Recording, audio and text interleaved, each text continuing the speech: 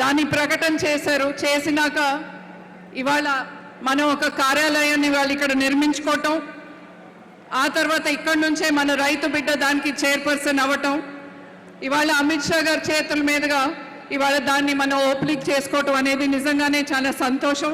ఇవాళ ఒక పండుగ వాతావరణం ప్రతి రైతుకు కూడా, తెలంగాణ రాష్ట్రానికే కాదు దేశవ్యాప్తంగా కూడా ఇందూరు నుంచి నిజామాబాద్ నుంచి పండే పంట, పసుపు పంట ఏదైతే ఉందో అది దేశం మొత్తం అట్లాగే వివిధ దేశాలకు కూడా ఇవాళ పంపిస్తున్నాం మనం.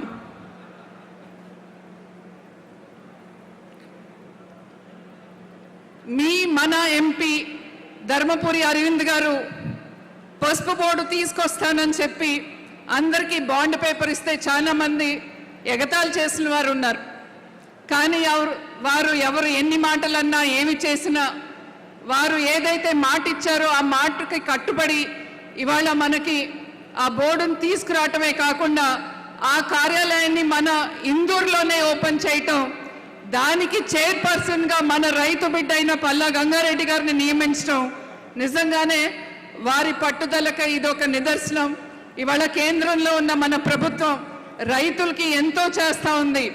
రైతులు ఆదాయాన్ని పెంచాలి, 5 సంవత్సరాల్లో దాన్ని 2 చేయాలని చెప్పి కేంద్రంలో ఉన్న మన ప్రభుత్వం, నరేంద్ర మోదీ గారి ప్రభుత్వం రైతుల కోసం ఎంతో కష్టపడి ఎన్నో కార్యక్రమాలు చేస్తూ ఉంది.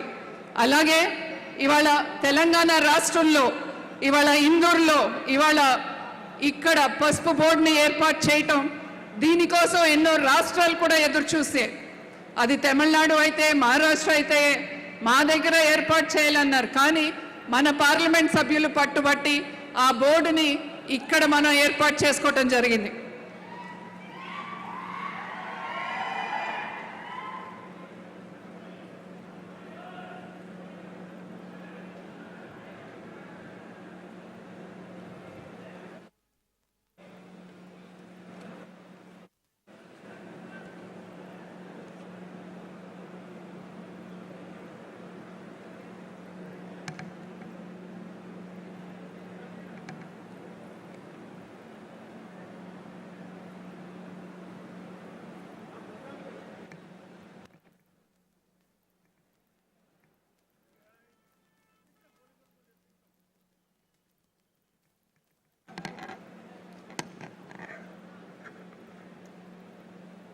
అన్నా పసుపు రైతులు ఉన్నారా?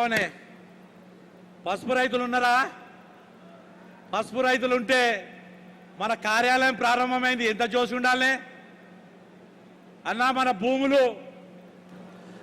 భూములేమో కోట్ల రూపాయలు వలుకుతున్నాయి, మన పిల్లలేమో దుబాయ్లో గల్ఫ్లో వెట్టి చాకిరీ చేస్తున్నారు. అవునా కాదా?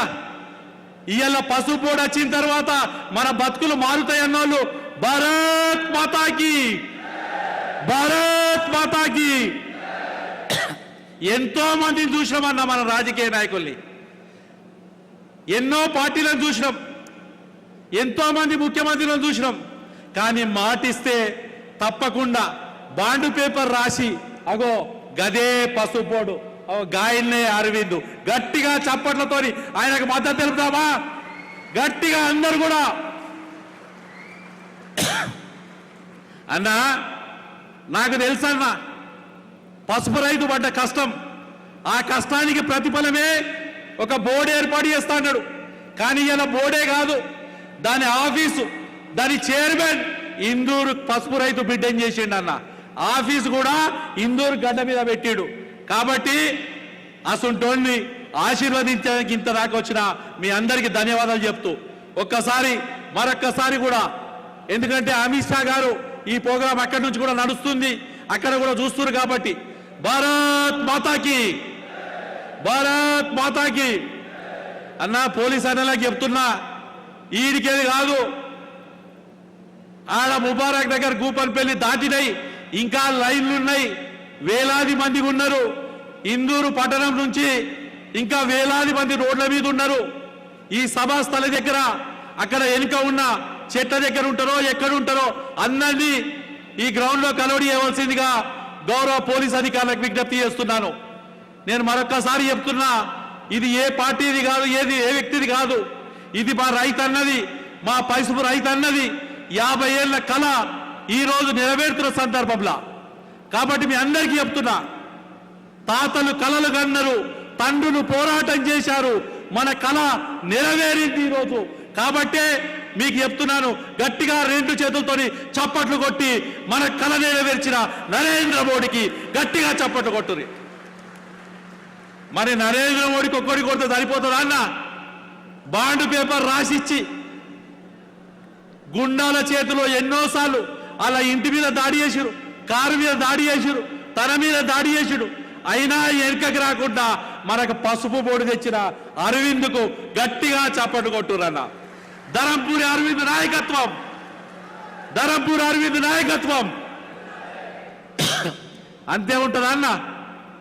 మరి దాన్ని ప్రారంభం చేసేందుకు జాతీయ హోంశాఖ మంత్రి అపర చాణక్యుడు, భారత రాజకీయాల్లో తాను ఎక్కడ అడుగు పెడితే అక్కడ కాషాయమయం చేస్తున్న అమిత్ షా గారికి గట్టిగా చప్పట్లతో స్వాగతం చెప్పాల్సిందిగా విజ్ఞప్తి చేస్తున్నాం.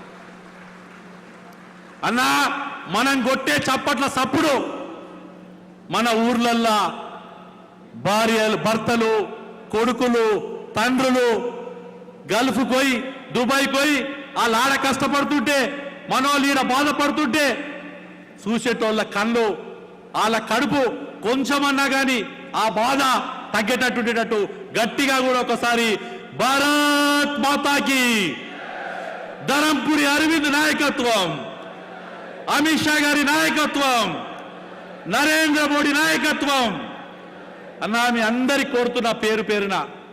ఎందుకంటే ఇది కళ నెరవేరిన సమయం.